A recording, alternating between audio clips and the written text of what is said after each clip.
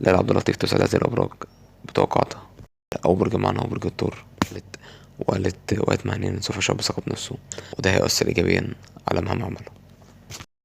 وقالت ماليا إن سوف يشعر بتحسن واستقرار كبير في أحواله المالية.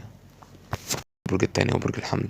وقالت مهنيا إنك تضطر إلى اتخاذ بعض القرارات الصعبة في حياتك المهنية عشان تتمكن من تحقيق النجاح. وقالت ماليا إن في الأيام القادمة هيجي لك أموال كتير.